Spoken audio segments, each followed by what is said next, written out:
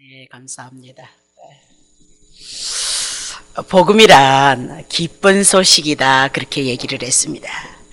그래서 그 기쁜 소식이 뭐냐면 예수님이 우리를 위해서 우리의 죄를 위해서 대신 죽으시고 또 우리를 의롭다 하시기 위해서 살아나셨다. 그것이 우리에게 기쁜 소식이고 복된 소식이다라고 그렇게 얘기를 하고 있습니다. 성경대로 구약 성경대로 죽으시고 구약 성경대로 약속하신 대로 살아나셔서 하신 일이 무엇이냐? 에베소서 2장 5절. 허물러 죽은 우리를 그리스도와 함께 살리셨다. 의롭게 만드셨다. 하나님의 자녀 만드셨다. 너희가 은혜로 하나님이 일하심으로 구원을 얻은 것이다. 그렇게 얘기를 했죠. 이제 구원 얻었습니다. 자, 6절. 또 함께 일으키사, 부활하실 때 우리 일으키셔서 그리스도 예수 안에서 함께 하늘에 앉히셨으니, 그러니까 예수 믿는 자는 지금 어디에 가 있어요? 생명록에 기록이 되어져서 천국 갈 자들이다. 그렇게 얘기를 하고 있는 거죠. 그래서 우리에게 이 복음은 기쁜 소식이고 복된 소식이다라고 그렇게 얘기를 하고 있는 거죠. 근데 이 기쁜 소식, 복된 소식이 정말 나에게 기쁜 소식이 되어지려면 정말 내가 죄인이구나. 율법 지키지 못함으로 내 안에 죄가 있는 걸 보니까 정말 죄인이구나. 그래서 내가 죽을 수밖에 없고 심판받을 수밖에 없구나. 그것을 깨달은 자는, 자기가 죄인임을 깨달은 자는 이 소식이 정말 복된 소식이거든요. 근데 내가 죄인인 줄 모르는 사람은 교회에 오셔서 만사 형통하리라는 이 말씀이 좋은 말씀이고 복된 소식인데 성경에는 그런 얘기 하지 않았다 그 얘기예요. 심판 가운데 죄 가운데 있어서 형벌 가운데 우리가 있다는 것을 가리키고 이 형벌을 면하기 위해서 우리에게 구원을 주시기 위해서 하나님의 아들 예수 그리스도가 이 땅에 오셨다 그렇게 얘기를 하고 있는 거죠. 자, 그러면 오늘 죄인인 줄 모르는 사람은 이 소식은 절대 기쁜 소식이 되어질 수 없고 복된 소식이 되어질 수 없다라고 그렇게 얘기를 하고 있는 거죠. 자, 로마서 1장 17절에 복음에는 하나님의 의가 나타났다 그렇게 얘기하죠. 그러니까 하나님의 의가 누구냐? 예수 그리스도다 그렇게 얘기를 하고 있습니다. 죄인이 하나님 앞에 살아갈 수 없기 때문에 이 죄의 문제를 처리하지 않고서는 하나님 앞에 은혜를 입어갈 수 없고 하나님의 은총을 입어갈 수 없다 그렇게 얘기하고 거룩하신 그분 앞에서 우리가 우리의 삶을 고백해 나가고 은혜를 잊기 위해서는 반드시 이 죄의 문제를 처리를 해야 된다 그렇게 얘기를 하고 구약 성경의 모든 역사 인류를 들어서 모두가 죄인이라는 것을 성경이 우리에게 말씀하고 있다 그렇게 얘기를 하고 있는 거죠. 하나님께서 우리들에게 구약 성경을 주심으로써 그 구약 성경을 통하여서 하나님이 이스라엘 백성을 선택을 하시는 거죠. 자그마한 나라를 선택하시고 하나님의 능력과 하나님의 권능으로 일하셔서 여호와 하나님을 보이시고 나타내시고 그들에게 율법을 주셨다 그렇게 얘기를 하죠. 그래서 이 율법만 잘 지키면 들어가도 나가도 자빠져도 복을 받는다 그렇게 얘기를 했어요. 신명기 28장에는 복과 저주가 갈라지죠. 그래서 1장서부터 14절까지를 하나님의 말씀에 순종하고 율법을 잘 지키면 하여튼 넘어져도 코가 깨져도 복을 받는다 그렇게 얘기를 했거든요. 근데 15절서부터 68절까지는 불순종했을 땐 너네들에게 이런 엄청난 저주가 너네들에게 임할 것이다 그렇게 얘기를 했거든요. 그럼 14절을 가지고 하나님 앞에 순종하면 복을 주시고 이제 54절까지 14절서부터 54절까지인가 68절까지는 저주받는 내용이거든요. 그러면 저주받는 내용이 54절, 축복에 대한 얘기는 14절, 그리고 저주받는 얘기는 54절 그렇게 되어져 있어요. 그러면 이건 무엇을 얘기하냐? 우리가 하나님의 율법에 순종해서 복을 받기보다는 하나님의 말씀에 불순종하고 율법을 지키지 못함으로 우리들에게는 엄청난 저주가 있다는 것을 성경이 우리에게 말씀하고 있다 그렇게 얘기를 하고 있는 거죠. 그러면 구약의 선지자들이 이스라엘 백성들의 모든 역사를 기록하게 하시고 구약의 역사를 통해서 선지자들이 한 얘기가 있어요. 이사야 선지자가 말씀하기를 이렇게 얘기해요. 이스라엘 백성들이 살아온 그 삶의 형태를 보면 누더기 같은 옷을 입은 자들이다, 그렇게 얘기를 하고 있죠. 그래서 인간이 가지고 있는 의리란 냄새나는 누더기에 불과하다, 그렇게 얘기하고 우리의 인생 자체가 아담 이후로부터 태어났을 때 모두가 죄인이기 때문에 하나님의 뜻을 즐거워하기보다는 자기의 의를 드러내는 삶을 살아가는 죄인의 상태를 말씀하고 있다, 그렇게 얘기를 해요. 자, 로마서 3장 9절. 그러면 어떠하뇨? 유대인은 하나님의 선민은 낫겠느냐? 결코 아니다. 유대인이든 이방인이든 다 제 아래 있다고 우리가 이미 선언을 받았도다, 그렇게 얘기하면서 10절에 기록된 바 의인은 없나니 하나도 없다, 그 얘기죠. 구약의 이스라엘 역사를 통해서 하나님이 얼마나 은혜를 베풀었느냐. 그래도 하나님의 말씀에, 하나님의 율법에 순전한 자가 없었다, 그렇게 얘기고 모두가 죄인이다라고 그렇게 얘기를 하고 있는 거죠. 근데 구약에 보니까 이렇게 죄악 가운데서도 하나님이 역사를 하시거든요. 자, 창세기 6장 봅시다. 창세기 6장 1절부터 3절까지.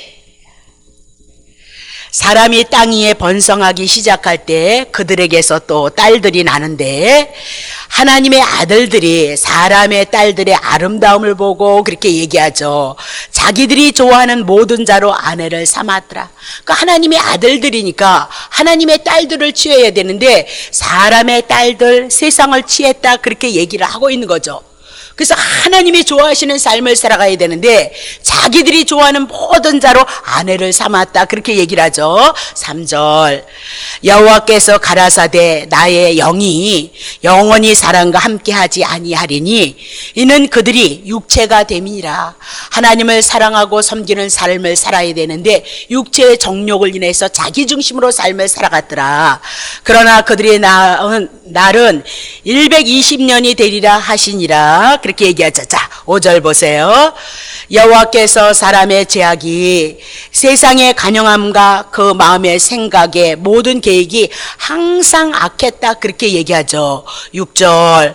땅 위에 사람 지으심을 한탄하서 마음에 근심하시고 7절.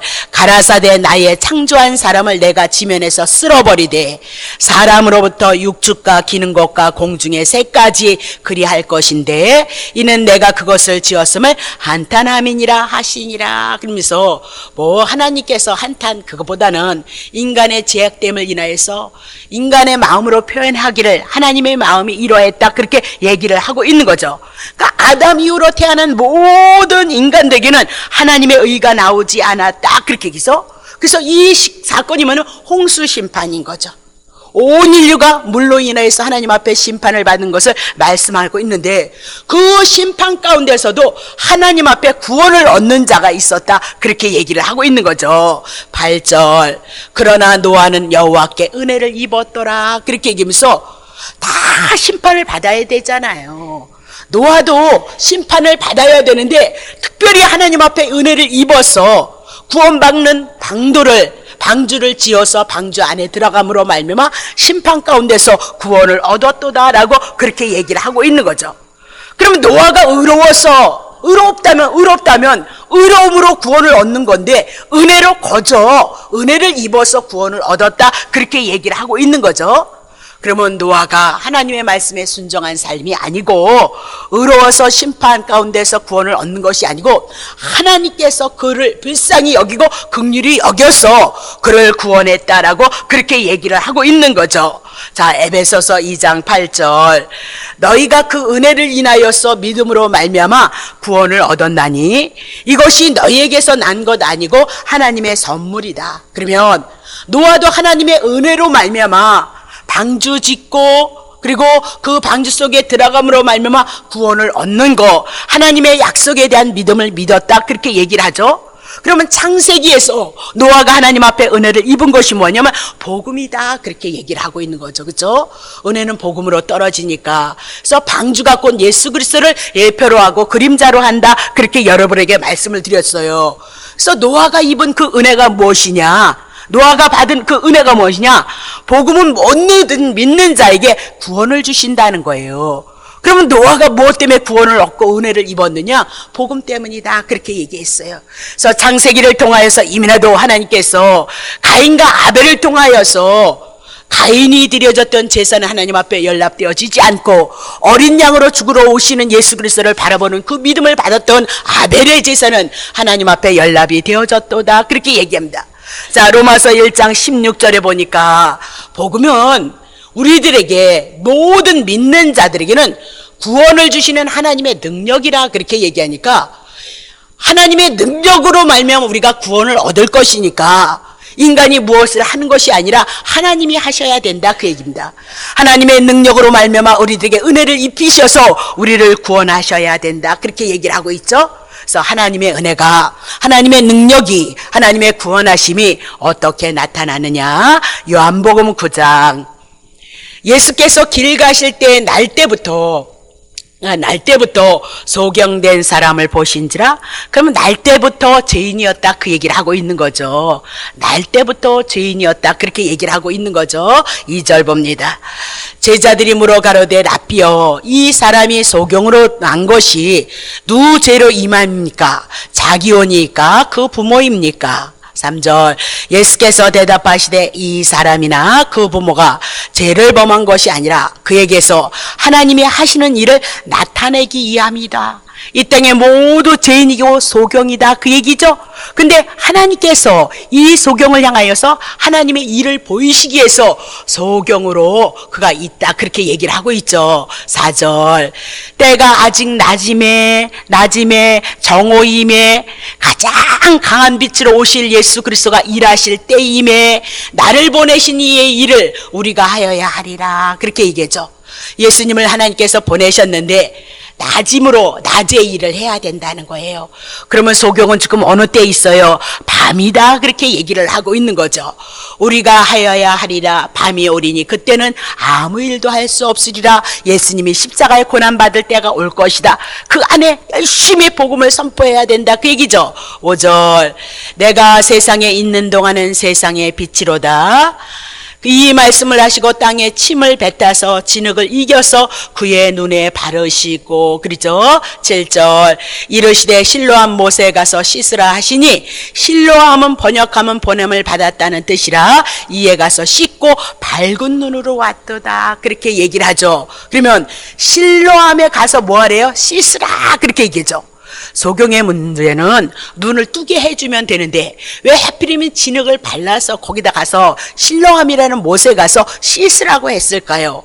소경 죄인의 문제는 죄의 문제 씻어야 된다. 깨끗하게 되어져야 된다. 그것을 말씀하기 위해서 지금 아니 눈 뜨게 해라 그렇게 말씀하시면 되는데 진흙을 개서 발라서 왜 그렇게 해서 실로암 못가에 가서 이렇게 씻으라고 했느냐? 우리에게는 씻는 문제, 거룩함의 문제가 하나님 앞에 나아가느냐, 은총을 입느냐, 입지 못하느냐, 그 문제라는 것을 성경이 우리에게 말씀하고 있다. 그 얘기를 하고 있는 거죠.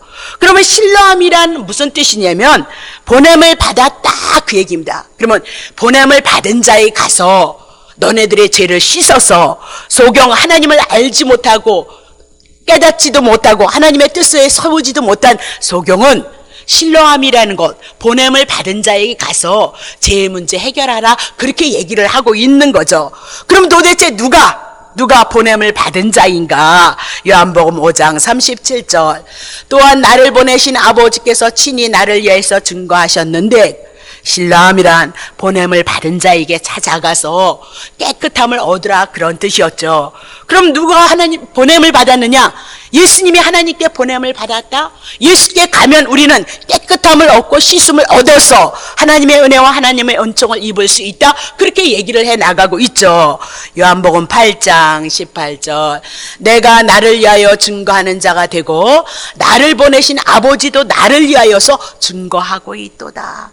나를 보내신 분이 누구예요? 아버지이다. 예수 그리스도를 보내신 분이 누구이냐? 아버지이시다.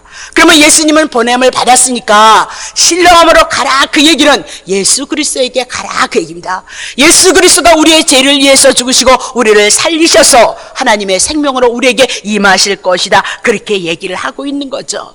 자, 마태복음 1장 21절, 아들을 낳으라, 이름을 예수라 하라. 이는 그가 자기의 백성을 죄에서 구원할 자이심이라. 죄의 문제 청산하시기 위해서 하나님께서 하나님의 아들 예수 그리스도를 보내셨고 예수 그리스도가 실로함이 되셨도다, 그렇게 얘기를 하고 있는 거죠. 1장 29절, 이튿날 요한이 예수께서 자기에게 나오심을 보고 보라, 세상 죄를 지고 가는 하나님의 어린 양이로다 이러면서 예수님이 죄에서 구원하는데 예수가 우리의 세상에 지었던 모든 죄를 위해서 짊어지고 가실 분이도다, 그렇게 얘기를 하고 있는 거죠. 그러면 실로암에 가서 눈을 씻어서 깨끗함을 얻고 눈을 뜬 자가 되어져서 하나님의 아들로서 하나님의 나라에 속한 자로서의 삶을 이뤄가기 위해서 하나님이 보내신 자 예수 그리스도 실로암으로 감으로 우리는 죄를 씻고 하나님에 대해서 알고 은혜에 대해서 알고 그 은혜 안에서 주의 사랑 안에서 우리의 삶을 고백할 수 있도록 하나님께서 예수 그리스도를 보내셨도다, 그렇게 말씀을 하고 있는 거죠. 그러니까 아무나 믿는다고 해서, 내가 내 생각대로 믿는다고 해서, 아멘 한다고 해서 하나님의 믿음의 역사가 내 안에 있느냐? 아니요, 그렇게 생각하는 것뿐이다, 그 얘기죠. 로마서 1장 4절. 예, 제가 안 쳤나 봐요. 로마서 1장 4절.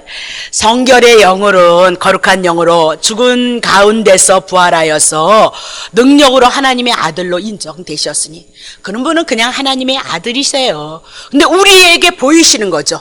죽었다가 3일 만에 살아나심으로 말미암아 당신이 우리를 위해서 죽는다고 말씀하시고, 그러면 살아나심도 우리를 위해서 살아나시며 하늘에 올라가신 것도 우리를 위해서 하늘에 올라가신 거요, 하나님의 보좌 우편에 앉으신 것도 우리를 하나님의 보좌 우편에 앉으시기 위해서, 그분이 우리에게 보이시기 위해서 이 땅에 육신을 입고 오셨다, 그 얘기를 하고 있는 거죠. 그렇죠?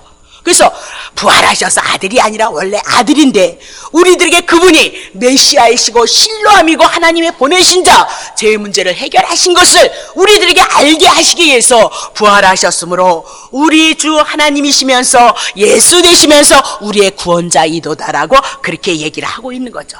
그러면 이 복음이, 예수님이 구원의 능력이 어떻게 나타났는가 한번 보세요. 요한복음 11장 17절. 예수께서 와서 보시니 나사로가 무덤에 있는지 이미 나흘이라 되어졌도다. 그러니까 죄값으로 있다가 우리는 죄를 인하여서 죽어야 되는 건 기정사실이다, 그 얘기죠. 그래서 나사로가 죽었다, 그렇게 얘기하죠. 25절.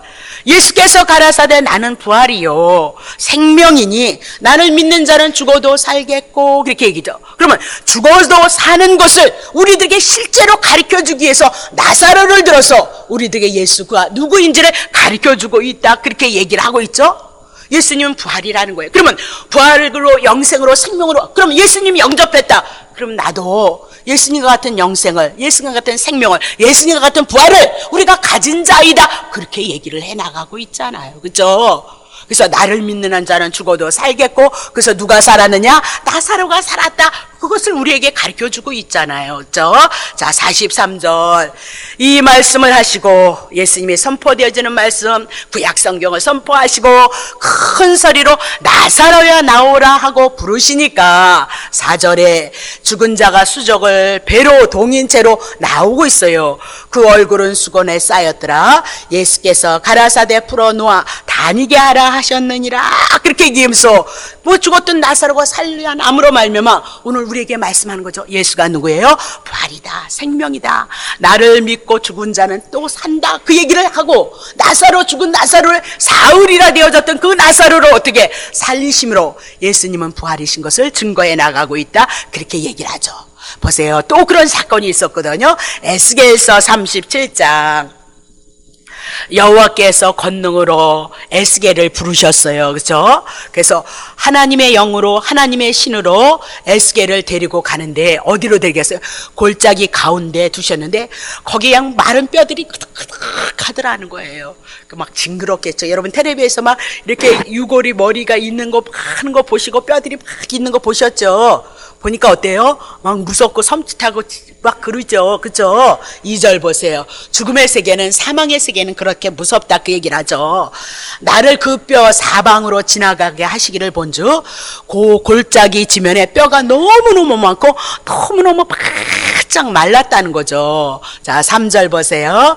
내가 그에게 이르되 인자야 에스겔아 이 뼈들이 능히 살겠느냐 그렇게 에스겔에게 물었다는 거예요. 그러니까 하시기로 내가 대답하되 주 여호와께서 주께서 아시지 제가 그걸 어떻게 알겠습니까? 그렇게 얘기를 했다는 거죠. 4절 보세요.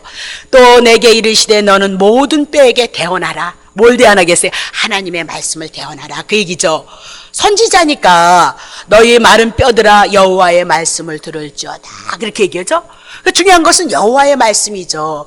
여호와는 구약의 여호와로 하나님이 언약하신 것을 이루시는 분을 드러낼 때 여호와를 쓰셨어요. 그러면 이스라엘 백성들에게 하나님께서 여호와로 말씀하셨다. 하나님의 언약하신 말씀, 창세기 3장 15절 예수 그리스도 보내주신다는 말씀, 복음으로 그들에게 지금 말씀하고 있다 그 얘기를 하고 있는 거죠. 자, 그러면 5절 보세요. 주 여호와께서 이 뼈들에게 말씀하기를 내가 생기로 너에게 들어가라 하리니 너희가 살리라. 뼈들에게 여호와께서 뼈들에게 말씀하십니다. 생기로 너에게 들어가라 하니까 너희가 살리라 그렇게 얘기하죠. 6절 너희의 힘줄을 두고 살을 입고 말씀이 들어가고 생기가 들어갔어요. 말씀을 선포하니까 말씀을 따라 하나님의 생명이 들어가서 역사를 하니까 위에 힘줄을 두고 살을 입히고 가죽을 덮고 너희 속에 생기를 두리니 너희가 살리라. 또 나를 여호와인 줄 알게 하리라. 여호와는 언약하셨으니까 예수 그리스도 보내셔서 우리를 살게 하신다고 하셨으니까 지금 살아나고 있다 그렇게 얘기를 하고 있는 거죠. 그죠? 7절 이에 내가 명을 쫓아 대언을 하니 대언할 때 소리가 나는 거예요. 움직이는 거예요. 이 뼈 저 뼈가 들어맞아서 뼈들이 서로 연락하고 그렇게 얘기를 하죠. 그러니까 살아나고 움직이고 있다 그렇게 얘기를 하고 있는 거죠. 11절 또 내게 이르시되 인자야 이 뼈들은 이스라엘 온 족속이라. 그들이 이르기를 우리의 뼈들이 말랐고 우리의 소망이 없어졌으니 우리는 다 멸절되었다 하니라 그렇게 얘기를 하죠. 예, 그리고 11절에 군대다 그런 얘기가 있었는데 여기는 없네요. 그래서 군대가 되어진 거예요. 이스라엘 백성들이 하나님의 군대가 되어졌다, 영적으로 싸울 수 있는 자가 되어졌다 그렇게 얘기를 하고 있어요. 그러면 에스겔은 이스라엘 백성들이 하나님의 말씀에 불순종해서 바벨론의 포로로 70년을 고생을 해요. 포로로 70년을 고생하고 70년이 다 되어져서 죄값 온전히 지불함으로 말미암아 다시 하나님의 성전 예루살렘을 향해서 돌아올 것을 말씀하고 있는 거죠. 그러면 죄인의 상태는 그냥 하나님 앞에 못 돌아온다 그 얘기예요. 70년 죄값 지불함으로 말미암아 하나님께 돌아올 수 있다 그렇게 얘기를 하고 있는 거죠. 이거는 말씀 한마디를 선포한다고 해서 하나님의 말씀이 그냥 역사하는 것이 아니라 죄인을 위해서 예수 그리스도가 이 땅에 오셔서 죽으시고 죄값 지불함으로 우리를 살리시겠다는 그 구약 성경의 말씀이 선포되어지니까 그 언약을 따라서 이스라엘 백성들이 군대가 되어졌도다 그렇게 얘기를 하고 있는 거죠. 오늘도 우리가 하나님의 말씀을 들을 때 다 하나님의 말씀이지만 하나님의 언약에 근거한 것, 예수 그리스도를 근거한 그 말씀만이 우리의 영혼을 살리고 살리심을 입어서 운동력이 있어서 우리가 그 힘을 공급받아서 하나님의 군대가 되어질 수 있다 그렇게 얘기를 하고 있는 거죠. 자, 로마서 3장 21절 이제 율법 외에, 율법 말고, 율법은 우리 지키지 못하니까 상관이 없는데 하나님의 한 의가, 의로움을 가지고 이 땅에 오셨다는 거예요. 그래서 구약 성경의 율법에 이미나도 선지자들을 통하여서 열심히 증거한 거다 그렇게 얘기하죠. 2절 그분이 곧 누구냐? 구약 성경에 하나님의 말씀 구약 성경에 누구 증거했어요? 예수 그리스도로 말미암아, 예수 그리스도를 믿음으로 말미암아 예수 그리스도만 믿는다면 하나님 앞에 의롭게 되어질 것이다. 이방인이든 유대인이든 이스라엘이든 대한민국 사람이든 상관이 없도다. 그렇게 얘기를 하고 있는 거죠. 이건 창세기서부터 하나님이 언약하신 거다. 그 얘기를 하고 있죠. 자, 고린도후서 5장. 하나님이 죄를 알지도 못하시는 자로 우리를 대신하여서 죄를 삼으신 것은 우리로 하여금 예수 그리스도 안에서 하나님의 예수가 죽은 건 나 때문에, 예수가 부활하셔서 의롭게 된 건 나 때문에 하나님이 하셨다, 그 얘기죠. 그래서 예수님의 십자가의 사건이 우리에게 믿음이 되어진다면 나는 하나님 앞에 의로운 자가 되어지고 하나님의 자녀가 되어졌도다. 그렇게 얘기를 하고 있는 거죠. 구약 성경에는 다 그렇게 예수 보내신다고, 그래서 구약의 성도들이 언제 예수가 오실까 그것을 바라보면서 믿음으로 살았어요.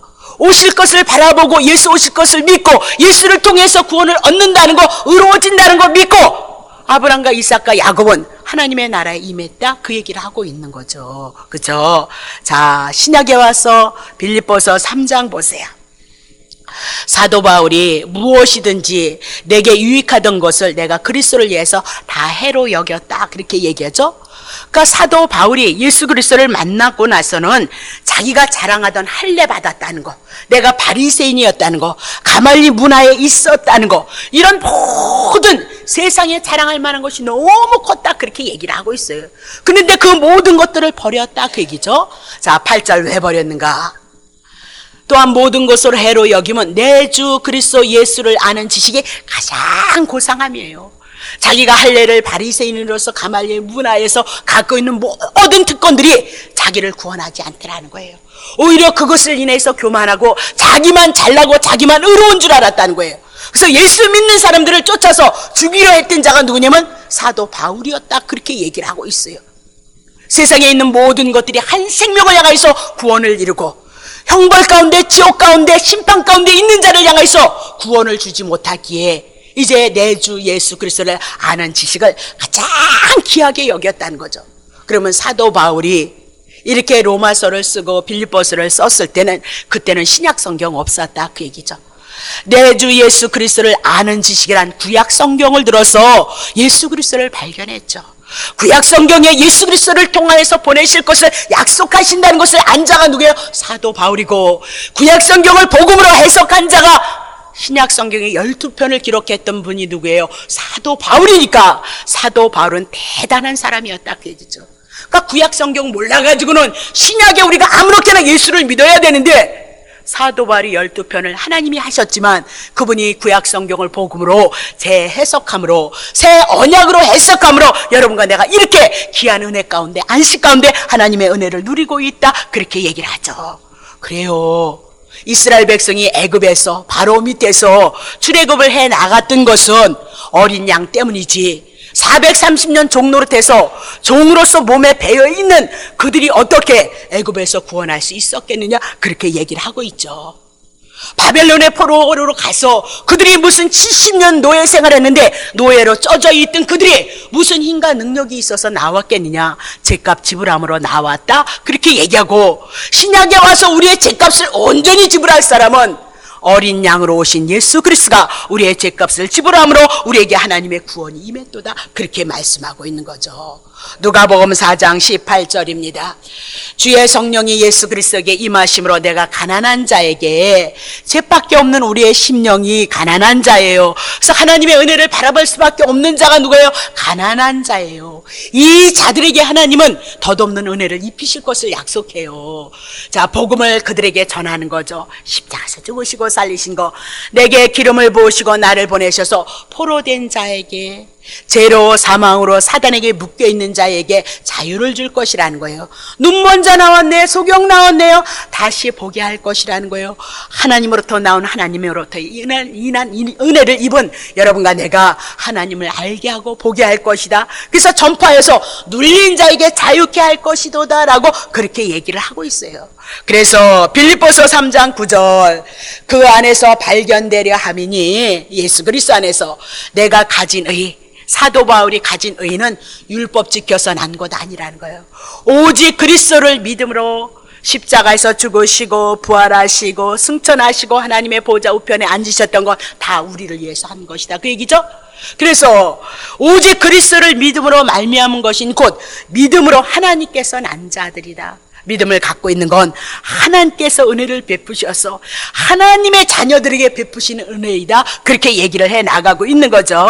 자, 그러면 이 은혜를 우리가 지금 그럼 그 은혜를 어찌 받겠습니까? 어찌 압니까? 여러분이 물으셔야죠. 여러분이 너무너무 답답한 거잖아요. 나도 그렇게 그 은혜를 입었으면 좋겠다. 그렇게 얘기를 하고 있는 거죠. 2000년 전에 가신 예수님을 만날 수도 없고 유대 땅 돈 없으니까 갈 수도 없고 그렇잖아요. 어디서 만났냐? 예, 우리에게 하나님에 대해서 온 인류에게 이 복음을 전하기 위해서 성령의 감동하심을 따라서 하나님께서 하나님의 택자들을 향해서 사도들을 향해서 그 시대마다 선지자들을 부르셔서 하나님의 말씀을 기록하게 했다 그 얘기죠. 그래서 히브리서 4장 12절 하나님의 말씀은 말씀이란 것은 당신의 뜻, 당신의 의도, 당신의 계획하심, 당신의 작정하심 이것이 하나님의 말씀이에요. 하나님이 계획하셨던 의도와 뜻과 마음과 가진 것이 하나님의 마음이에요. 하나님의 사상이에요. 그래서 이 하나님의 말씀은 오늘도 하나님이 일하시겠다는 거죠. 이 말씀으로 일하시겠다는 거예요. 그래서 살아서 운동력이 있다는 거예요. 지금도 열심히 일하신다는 거야. 이 말씀 가지고 좌우에 우리는 한쪽에만 이렇게 칼날이 있는데 다 우에 여기도 있고 여기도 있고 그래서 어떤 것보다 예리하여서 혼을, 영을, 간절을, 골수를 찔러 쪼개기까지 할 것이다. 그래서 마음과 생각의 뜻을 감찰하게 하실 것이도다. 그렇게 얘기를 하고 있는 거죠. 그럼 이 하나님의 말씀은 그때 구약 성경을 얘기하고 있죠. 구약 성경을 통해서 하나님의 뜻, 하나님의 의도, 하나님이 계획하신 하나님에 대한 모든 것들을 하나님의 말씀이 담고 있는데 구약 성경에 누구 증거하죠? 예수 그리스도. 여러분을 심판할 것이 아니라 심판 가운데 있는 여러분을 향해서 예수 보내주시겠다 그 얘기죠. 예수 보내주셔서 여러분을 구원하는데 부족함이 없도록 하나님께서 일해 나아가실 것이도다. 살아서 운동력으로 역사할 것이도다. 그렇게 얘기를 하고 있죠. 요한복음 1장 4절 예수 그리스도가 하나님의 말씀인데 예수 그리스도 안에 생명이 있어요. 이 생명은 사람들의 빛이도다. 그러면서 하나님의 말씀 그 말씀 안에 생명이 있으므로 살아서 생동감 있게 살아 움직일 것이다 라고 그렇게 얘기를 하고 있는 거죠. 오늘 여러분이 사람의 소리를 통해서 은혜를 그거는 어렸을 때 하는 얘기예요. 간증을 통해서 그것도 우리에게 힘이 되어지지만 그러나 그것은 우리의 혼적인 부분을 향하여서 말씀하고 있는 거지 정말 그리스도를 향한 그리스도를 알지 못하는 하나님의 뜻과 의도가 아닌 것은 혼에 대한 얘기요 육에 대한 얘기라는 것을 여러분이 꼭 기억하셔야 돼요. 저도 목회하면서 여러분 꼬시면서 축복받아라 그런 얘기 하고 싶어요. 예? 그렇게 하면 막 여러분 복받는다 그런 얘기 하고 싶다니까요. 근데 그것이 아니다 그 얘기예요. 성경은 그렇게 얘기하지 않아요. 하나님이 보내신 하나님의 아들 예수 그리스도를 아느냐 모르냐를 통해서 은혜가 우리 속에서 임하느냐 구원에 대한 확신이 있느냐 그분에 대한 감사가 내 영혼 속에 있느냐 은혜가 있으면 감사함으로 그분을 바라보기도 하고 의지하기도 하고요. 잘했을 때는 기쁘고 못했을 때는 송구스럽게 더더욱 하나님의 은혜를 감사할 수 있는 자로 만들어서 예수 그리스도 안에 나는 온데간데였고 주님 한 분 여러분 안에 세워지기를 원해서 그것을 통해서 주님이 일하시기를 원한다. 그렇게 성경은 얘기하고 있거든요. 자, 말씀이신 그분이 어떻게 했는가 보세요. 창세기 1장 하나님이 하늘과 땅을 만드셔서 창조하셨어요. 2절 예, 땅을 만든 상태는 땅이 혼돈하고 공허해서 흑암 제 가운데 있는 상태 예, 질서가 없는 상태. 근데 이렇게 만든 이 우주 공간에 하나님의 신이 하나님의 성령이 수면을 운행하고 있어요. 그러니까 이 땅의 모든 것들은 누가 주관하고 있어요? 하나님의 영이 하나님의 신이 주관하고 있는 거예요. 하나님의 다스리심이 있는 거예요. 그러니까 하나님을 바라봐야지 부족한 연약한 여러분을 바라보는 것이 아니라 뭐를 잘했니 못했니를 바라보는 것이 아니라 연약하고 부족하고 못남 이런 모든 것들을 통해서 하나님의 은혜를 베푸시는 하나님의 주권이 여러분 안에 세워져야 된다 그 얘기예요. 그래서 넘어져도 흔들리지 않고 쓰러지지 않고 그분 안에서 하나님의 선하신 뜻 가운데 더 좋은 것을 향하여서 우리를 일하시는 그 하나님을 바라볼 수 있는 믿음이 있느냐 묻고 있는 거죠. 금세 할렐루야 했다가 금세 그냥 그래 얼마나 공부하고 얼마나 힘드냐 그 얘기를 하고 있는 거죠. 자, 3절 보세요. 이런 상태에 하나님의 가라사대 말씀하시는 거예요. 빛이 있으라 하심에 빛이 있었도다 그렇게 얘기를 하죠. 하나님의 말씀이 임하니까 말씀대로 모든 것이 이루어지고 있다 그렇게 얘기하죠. 그럼 오늘 하나님의 말씀, 그 말씀에 의해서 모든 것이 다스려져 나가고 있어요. 자, 요한복음 1장 1절. 태초에 말씀이 계시거든요. 이 말씀이 하나님과 함께 계셨는데 이 말씀은 곧 하나님이다. 말씀이 곧 누구예요? 하나님이도다. 그렇게 얘기해요. 그러면 창세기는 이 땅에 하늘과 땅을 만드시고 우주 공간을 만드셔서 하나님이 영원전에 계획하셨던 그 일을 보이시고 알게 하셔서 여러분과 나에게 하나님을 알게 하시기 위해서 우주 공간, 시공간을 형성하신 거예요. 하나님의 뜻을 이루시기 위해서 보이시기 위해서 창세기에서 우주 공간을 만드시는 천지 창조였고 육으로 나타난 거죠. 현상으로 나타나는 그 세계가 창세기다 그렇게 보시면 돼요. 그럼 요한복음 1장 1절에 있는 이 요한복음의 말씀은 1장에 있는 하나님의 말씀은 영혼의 세계, 하나님만이 계시는 세계, 하나님이 스스로 말씀 속에 당신의 뜻과 계획과 의도를 가지고 있는 세계다 그렇게 얘기를 하고 있는 거죠. 그러면 그 하나님께서 당신의 뜻으로 의도로 계획하심으로 갖고 있는 그 세계를 창세기 1장서부터 당신의 뜻을 펼쳐나간다 그 얘기죠. 근데 우리는 그 하나님께서 이 땅에 우리에게 하나님을 계시하시기 위해서 하나님이 이 땅에 육신을 입고 오셨다 그 얘기예요. 그것이 요한복음 1장 14절이죠. 보세요. 말씀이 하나님이신 그분이 육신을 입고 우리 가운데 거하셨도다. 그분이 누구예요? 독생자 예수 그리스도예요. 예수 그리스도 없이는 하나님 볼 수 없어요. 구약에 예수 그리스도 증거하고 신약엔 실제이신 예수 그리스도 그분이 갖고 온 것이 뭐예요? 은혜와 진리인 거예요. 예수님이 우리에게 가져온 것이 뭐예요? 은혜와 진리이도다. 자, 1장 18절 보세요. 본래 하나님을 본 사람이 없으되 아버지 품속에서 독생하신 하나님이 나타나셨도다. 그렇게 얘기를 하죠. 그러면 하나님이신 분이 나타나셨는데요. 누구로 나타났어요? 육신으로 하나님의 아들 예수 그리스도로 나타났다 그 얘기입니다. 그러면 신구약의 모든 성경에 신약이 안 써져 있으니까 구약 성경에 다 이거 기록하고 있다 그 얘기죠. 그림자로 모형으로 기록하고 있다 그렇게 얘기를 하고요. 신구약의 성경의 모든 성경을 통해서 하나님께서 예수 보내셨다 그 얘기죠. 그러면 그분이 우리를 위해서 무엇을 하셨고 어떻게 우리를 사랑하셨으며 어떻게 우리가 하나님의 자녀로서 완성시켜 나가는지 하나님의 보좌 우편에서 제사장의 직분을 지금도 감당하고 우리를 위해서 중보 기도하고 있다. 성령 보내셔서 우리의 마음을 여시고 죽은 심령을 깨우치는 일을 지금 그분이 하고 있다 그렇게 얘기를 하고 있죠. 여러분이 복받아라 그렇게 해서 여러분 영혼이 깨어날 것 같으세요? 왜? 그럴 수 없는 거예요. 은혜와 진리는 예수 그리스도, 신구약의 모든 성경을 통해서 그리스도를 증거하는 그 말씀으로만 우리의 영혼을 깨우고 성령님이 오셔서 예수 증거하거든요. 그러면 성령님이 오셔서 예수를 증거하면 아무거나 그냥 성령님이 오셔서 막 나발불듯 예수 얘기하나요? 성령님이 오셔서 예수를 증거한다면 신구약의 모든 성경은 누구 증거예요? 예수 그리스도. 하나님의 말씀으로 결국은 예수 그리스도를 증거하는 그 말씀 안에 우리가 들어가야 됨을 말씀하고 있어요. 데살로니가전서 1장 4절부터 5절 조금만 더 할게요. 하나님의 사랑은 입심 받은 너희 택하심을 아논데 5절 이는 우리의 복음이 말로만 너에게 이른 것이 사도 바울이 복음을 전하잖아요. 다른 거 안 전했어요. 팔자 고쳐라 그런 얘기 안 했거든요. 그 복음만 말로만 이르는 것이 아니었다는 거예요. 복음을 전하니까 하나님이 능력으로 역사를 하시고 하나님의 성령으로 큰 확신으로 역사를 해서 오늘 우리가 믿음이 있게 되어졌도다 그렇게 얘기를 하고 있는 거죠. 그러니까 복음 우리를 위해서 죽으시고 우리를 살리셨다는 그 복음을 전했을 때 여러분 영혼 속에 여러분 생명 속에 복음으로 기쁜 소식으로 임해서 구원에 대한 확신 그분의 은혜 그거 가지고 여러분과 내가 신앙생활 할 수 있게 하셨다 그 얘기를 하고 있는 거죠. 고린도전서 2장 1절부터 사도 바울은 하나님을 증거할 때 복음을 증거할 때 얼마나 지식이 많은 사람이에요. 그분이요. 말과 지혜의 아름다운 것으로 하지 아니했다는 거 2절이요. 내가 너희 중에서 예수 그리스도 그의 십자가에 못 박히신 것 아무것도 알기로 작정하지 않았다 그렇게 얘기를 하죠. 자 3절 내가 너희 가운데 거할 때 약하며 두려워하며 심히 떨었다는 거예요. 사도 바울이요. 4절 내 말과 내 전도함의 지혜에 권하는 말로 하지 아니고 다만 성령의 나타남과 능력으로 하였다는 거예요.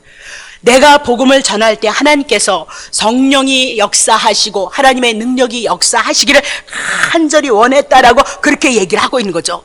그럼 오늘도 제가 여러분에게 복음을 전하고 하나님의 말씀을 전할 때는 하나님이 하셔야 되는 거죠. 인간에 나오는 지혜와 지식으로 하면 무슨 유익이 있겠어요? 제가 여러분에게 무슨 유익을 끼치겠어요? 세상에 무슨 그런 지식이 있어서 여러분에게 그 세상 지식을 가미를 하겠어요? 사도 바울이 12편을 신약성경을 구약성경을 그림자로 모형으로 해서 다 드러낸 건 얼마나 대단한 자이냐 그 얘기를 하고 있어요. 그런 사도 바울도 심히 두려웠다는 거예요.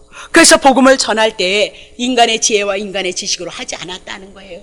성령이 나타나기를 원하고 그 말씀 속에 하나님의 능력이 나타나서 한 영혼 한 생명을 향하여 주님이 간섭하시고 그 영혼을 깨우치셔서 그 영혼 속에 그리스도의 능력이 그 구원하심이 있기를 원해서 심히 두려워하고 그랬다. 그렇게 얘기를 해 나가고 있는 거죠. 자, 고린도전서 12장 3절.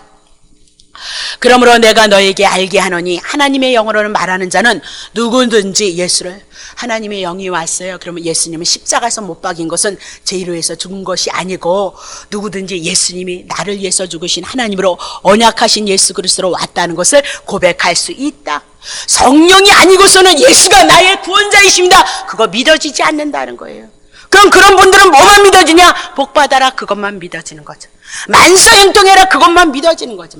건강해라 그런 것만 믿어진다. 그거 못 믿을 게 뭐 있어요? 그럼 여러분 왜 아프세요? 저도 별로 건강하지 않은데 그럼 나는 왜 이렇게 목사인데 왜 건강하지 않을까요?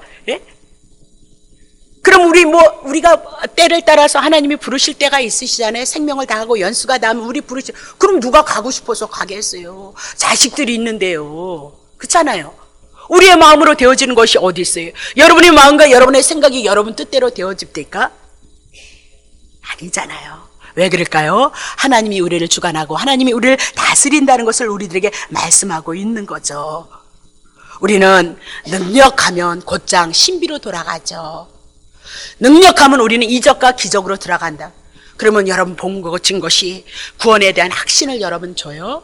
그리스도에 대한 말씀, 신구약에 대한 말씀이 여러분에게 펼쳐지지 아니하면 그것이 여러분 구원의 확신을 줘요?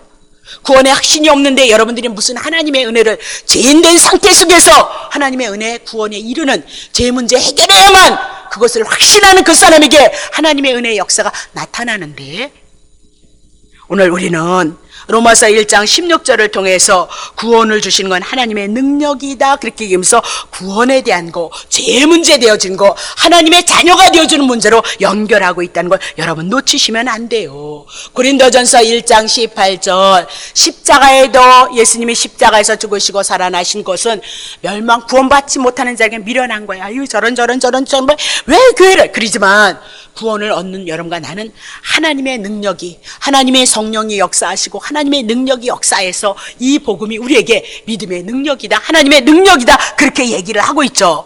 에베소서 1장 19절 전 너무 좋아하는 거예요. 그의 힘의 강력으로 역사하심을 따라 믿는 우리에게 베푸신 능력이 지극히 크심이 어떠한 것을 너희가 제발 알아라. 사도 바울이 얘기를 하고 있죠. 사도 바울이 정말 알아야 된다 그 얘기를 하고 있죠. 자 20절 그 능력이 그리스도 안에서 역사를 하셨대요. 죽은 자들 가운데 그러면 여러분과 나죠. 죽은 자들 가운데서 다시 살리시고 하늘에 자기 오른편에 앉혀놨도다 그렇게 얘기를 하고 있죠. 믿고 은혜 안에서 은혜를 누리고 그 사랑 고마워서 여러분이 작은 헌신과 봉사가 하나님 앞에 올려져 가는 거지요. 복받고 저번주에 얘기했잖아요. 복받기 위해서 헌금한다? 그러면 복받기 위해서 자기를 위해서 헌금하는 거니까 하나님 앞에 연락될까요? 안 될까요? 네. 네? 그렇잖아요. 다 주셨는데 알지 못하고 깨닫지 못하는 우리의 영혼에 우리가 안타까워하고 더 눈이 밝아지고 귀가 열리고 마음의 문이 활짝 열려서 예수를 통한 하나님의 계획하심 하나님의 의도 그 한 부분이 우리를 향해서 일해 나가고 있다는 그 사실 앞에 우리가 무릎을 꿇을 수 있는 자가 되어져야 된다 그렇게 얘기죠. 예수님이 죽었을 때 3일 만에 살리신 분이 누구예요? 하나님이에요. 그러면 죽은 자를 살리시는 그 똑같은 능력을 가지고 우리를 살리셨도다. 그렇게 얘기를 하고 있는 겁니다. 요한복음 15장 26절에 예수님이 가신 다음에 성령이 오셔서 예수 그리스도를 증거해요. 아까도 얘기했지만 막 이렇고 저렇고 막 떠든다고 해서 그것이 하나님의 말씀이에요? 아니에요.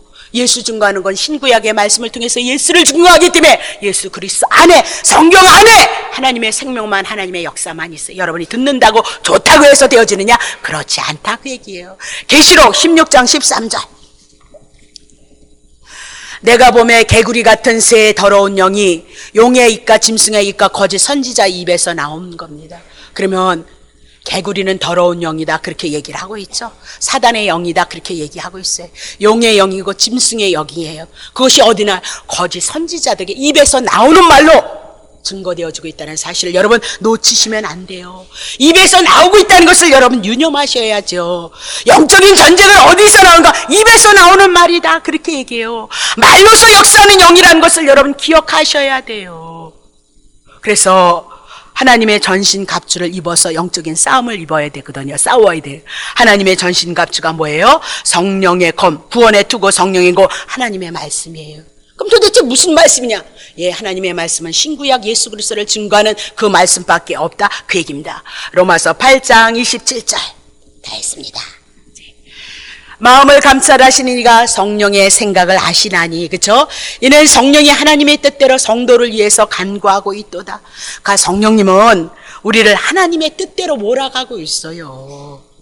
성령님은 하나님의 뜻대로 여러분을 몰아가셔서 여러분이 하나님의 자녀로서 거룩하고 선하고 의로워서 아버지의 뜻을 이루는 고귀한 자로서의 삶이 여러분에게 있게 하시기 위해서 성령님께서 여러분을 향해서 일하고 있다는 것을 여러분 기억하시고, 영적으로 감각이 없는 우리에게, 영적으로 하나님에 대해서 감각이 없는 우리를 위해서 예수 그리스도를 위해서 보내시고, 예수 그리스도 죽이시고 우리의 죄 씻기시고, 그리고 부활하시고 하늘의 보좌 우편에 있다가 성령 보내셔서 하나님 알게 하시는 거죠.